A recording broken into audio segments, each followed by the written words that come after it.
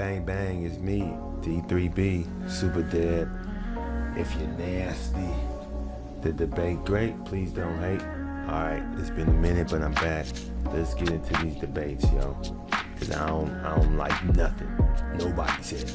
I just want to debate everybody. Actors talking crazy. I'ma shut him down. Let's go. Like, respectfully, why the fuck? Like, I love Fat Joe. No, you don't. Stop But lying. I didn't think that Fat Joe could really compete with Ja Come Rule. with the shade. Just come with the And shade. when I watched bring it the today, shade. it's exactly what I kind of thought. I would have gave the same before this whole versus happened. I would have probably gave the same breakdown. Yo, Ja Rule deserves to go against 50. Now 50's gonna kill him. What? Pause. 50 ain't killing nobody. 50 had a 4 or 5 year run just like Ja did. What makes you so sure he's gonna kill him? So you're basically saying it's the blowout. Like Ja can't even tie 50 Cent's shoes. There's no way that 50 Cent will blow out Ja Rule. They both, like, one person's run ended right when the others started. Neither one of them had more than 3 hit albums. Neither one of them got to more than 3 hit albums. 50's 4th album was dead on arrival, like complete, like garbage. So look at Ja Rule. Ja Rule had Rule 336, Pain is Love, and The Last Temptation. That was his run, those 3 albums. 50 had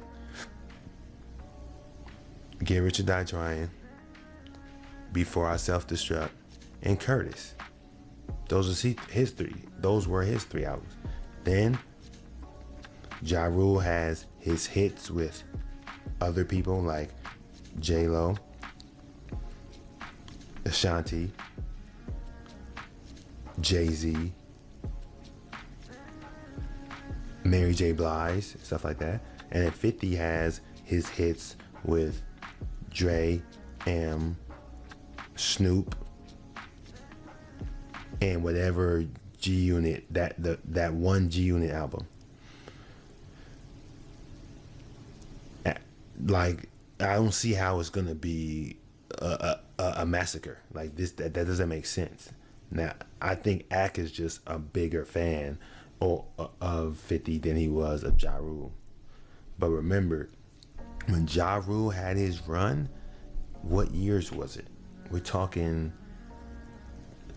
2000, 2001, 2002, and then 2003 start falling off. So Ak came to America in 2001. So basically he came halfway through Ja Rule's run. And he didn't know nothing. He was probably 5 years old, fresh off the boat with a Jamaican accent, didn't even know, where the nearest warehouse music store was in his neighborhood. Like, he didn't, his brain wasn't even developed for him to even analyze. 2001, I was already a teenager, so I could analyze the music. I could remember Ja Rule's run completely from start to finish. I can remember 50's. I don't think he can remember Ja Rule's run. He wasn't even in America when Ja Rule's run started. Like, music, American culture travels overseas, but on its way overseas, guess what happens? It sheds a couple of pounds. So you don't get the full effect when you're in another country from what's ringing off in these streets. But I don't see, like, truth be told, Ja Rule versus Nelly might be a better matchup than Ja Rule versus Fat Joe. That makes sense. I get that. You know, that's a good one. I never thought about that one. That should have happened. Yeah, because Nelly had 99, 2000, 2001, 2002. Nelly had a 4-year run also. Actually, Nelly's run was longer than 4 years, because Nelly's run started in 2000 with EI, with Country Grammar, and it didn't end until 06, 05, 06, because I know he had Air Force Ones with JD. That was like 05. I know he had Shake Your Tail Feather for the Bad Boys 2 soundtrack with Diddy. So Nelly's run was like 5-6 years. And it started at the same time as Ja Rule's run. They both started basically the end of 99, beginning 2000. So Nelly had hits like, Nelly's shit was different, man. Like, Ja Rule had a run, but Nelly was like even bigger than Ja Rule, and did it during the same period, the same time period. Like Jay-Z said, ain't nobody moving units but M, Pimp Juice, and us. Like, he said that. Like, the only people who were selling records, and this was like 01, he said that. And he didn't mean it literally, because obviously Ja Rule and Irv Gotti, who he's friends with, they were selling records too. But you know, Ja Rule and Irv Gotti, they weren't selling as many records as Eminem and Nelly. So they probably were selling more records than Jay, but he's not going to, like, that doesn't make for a hot line. So but yeah, Eminem and Nelly were the two highest selling artists of the early 2000s. Period. Point blank. No if, answer, buts about it. From the year 2000 to 2009, nobody sold more records in rap music than Eminem and Nelly. So Nelly, it would have been a good that would have been legendary. Fat Joe, even though, you know, for a part of his career he went down south, you know, he connected a lot of the southern rappers and brought like a New York flavor, and you know what I mean, like songs like Make It Rain and shit. Him and Khaled, what happened with him and Khaled? I haven't seen them together in a while. He still shouts out. Remember when they were the fat nigga duo for a while? Like, I haven't seen them in a while. Anyway, I don't remember that. Sorry, Fat Joe was definitely instrumental in kind of expanding out of New York.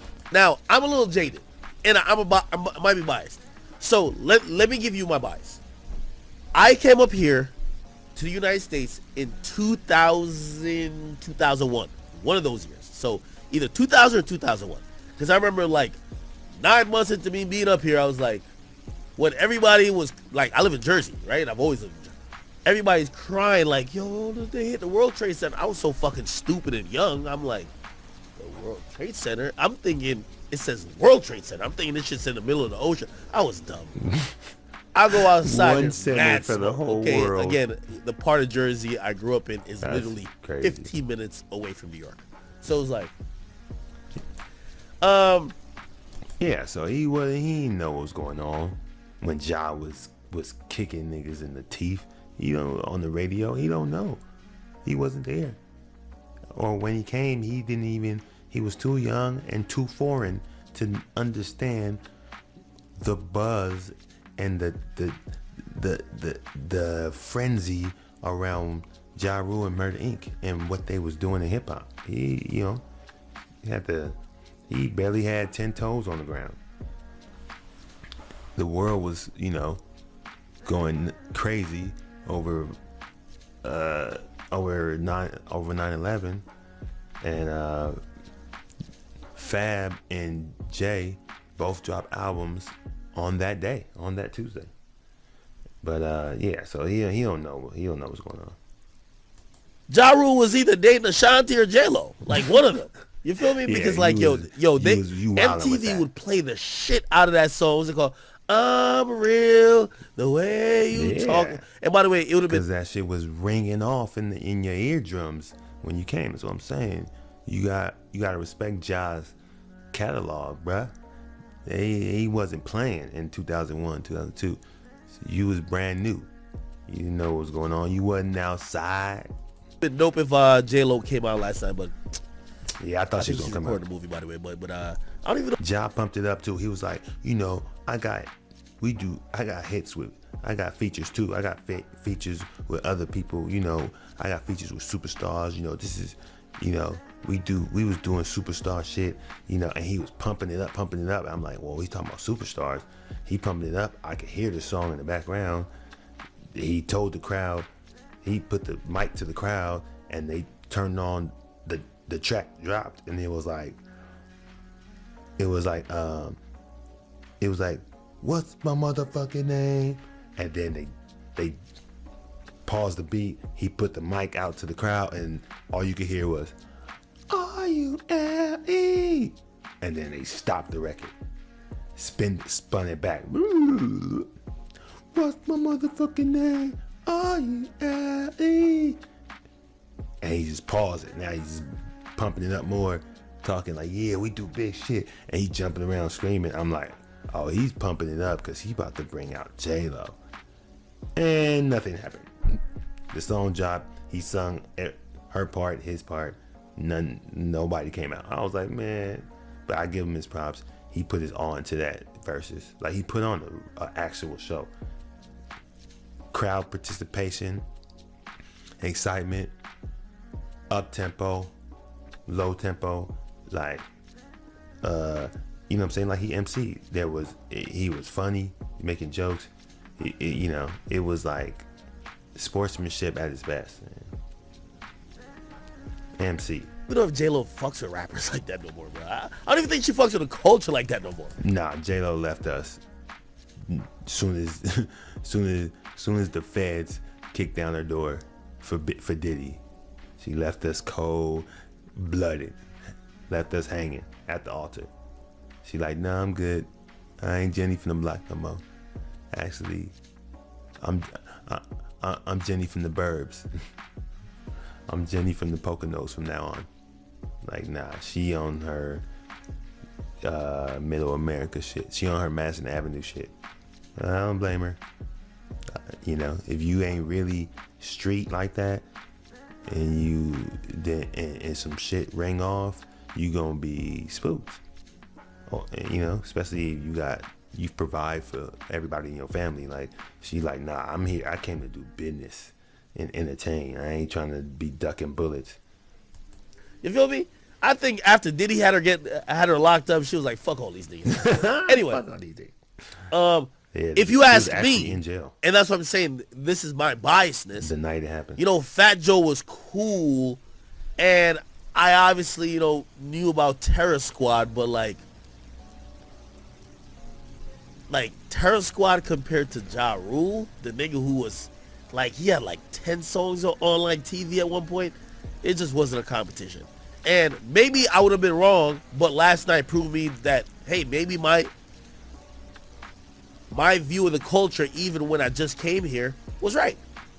And maybe I would have been wrong, but last night proved me that, hey, maybe that nigga Ja Rule was a fucking titan until 50 came and got him the fuck out the paint. So, the feds came too. Like, it wasn't just 50. It was interesting to see how that went down. Like, I don't know why Fat Joe thought he could do the Jadakiss. He was trying to do the Jadakiss method. That was the only way it was going to be interesting. Like, you know, control the crowd. Like, nah, he was using that Jadakiss stimulus package. The verses, he was using that same method. The versus art of war strategy. He tried to win with his mouthpiece. Let's put it that way. But he knew he didn't have enough hits for Ja, but he wanted to make sure his man got his flowers. So nobody went to face Ja because they was afraid to get embarrassed in front of the culture. So therefore, Ja couldn't perform. He couldn't do a versus. He can't do them by himself. And everybody know that when you do a versus, you know, the price goes up. The streams go up, the attention goes up. It's your moment. So, or whoever, for the two people who go on stage. And he felt like it was doing the fans a disservice because we didn't get to see this event. Like in boxing, when the two best boxers don't want to fight because neither of them want to mess up their undefeated record, so they go and fight a bunch of sandwich bums that they found in the park so that they can look great and make money. Like, that's what was happening here. So Fat Joe was like, man, I love Ja. I want him to get his versus bump, his versus boost that every contestant gets after doing the verses. The boost in their sales, boost in streams, boost in the price they can charge for their name, likeness, and appearance and content. He knew he didn't have enough hits, but it wasn't about him winning. It was about us, the fans, seeing Ja Rule in all his glory and remembering how much of a stamp he put on the culture during his reign. So he went out there, but then he couldn't let us know that, otherwise he wouldn't have looked competitive. So Joe, that's why Joe was out there calling them calling them women bitches and hoes and, you know, skanks and crackheads and whatever he was saying. Allegedly, he was trying to make the event look adversarial and look like there was really a competition going on, when in his head he knew he just wanted to give his man the stage, the spotlight, which he got. So that's what that was about. He didn't expect to win.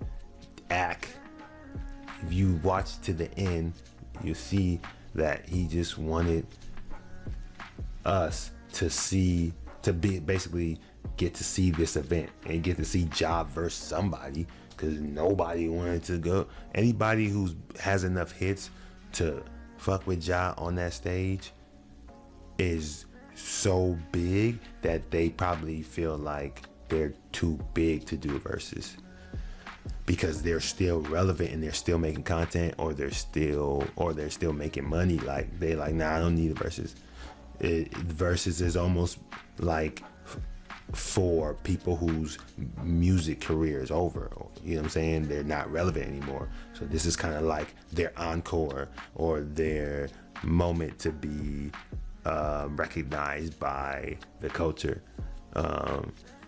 Almost like when you have a greatest hits album. Like, but the people who are big enough to go against Ja, they're like, they're not done making hits, or at least in their mind, they're still on top. So even if they haven't had a legitimate hit, they still relevant. They still charging big money for features. They still get talked about in the culture every day. So it's like, I ain't going on verses. Verses is for people who's washed up in a lot of people's minds. Now, I don't think it's gonna stay that way. I think 5-10 years from now, versus is gonna be a bag. People gonna be dying to get on versus. They just gotta add more formats. I really think they should create a album versus format, so that artists can go on versus multiple times without the audience getting tired of them. Because then you just doing their first album versus someone else's first album, and then they can come back a year later and do their second album versus someone else's second album, and it won't be redundant, because, you know, everyone has their favorite album from an artist's catalog. Bet. Clown the other nigga, but like, it wasn't working at all. Wasn't working. And by the way, truth be told, I really think, like, respectfully, I think.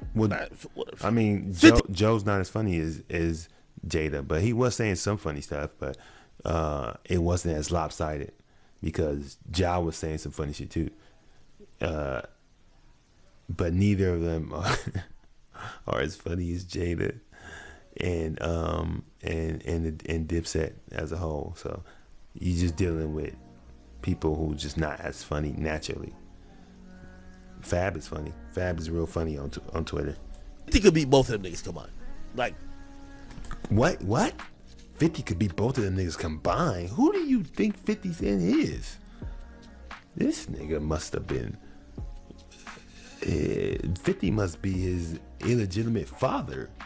Who really brought you from Jamaica to New Jersey? Did 50 send for you? 50 could be both of them combined, nigga. You're making me lose respect for your hip hopness right now. Please stop it.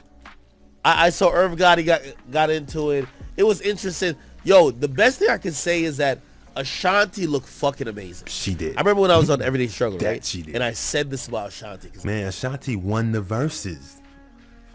Come on, what are we talking about? Fuck Ja Rule and Fat Joe. Ashanti won the verses. She came out and saved both their careers on that stage. They both was running out of hits until she came and they was pulling her to each side of the stage. No, sing my hit. No, sing my hit. Don't sing my hit. Don't sing my hit. Like she had hits with both of them. Shit was crazy. Ashanti won the verses. It's official. So I was like, I forgot what it was about, but I was like, ain't Ashanti like 50? Now, I ain't going to Google her age or nothing like that right now. But I'm going to be honest with you. Ashanti came to Everyday Struggle, came to Complex to prove a point. Joe had said some shit too, right? Ashanti showed up like an hour and a half before I even got to the building, right? That time we're recording at like 8:30 or like maybe 9, right? But like we used to show up at like 8, right? She's there since 7 something.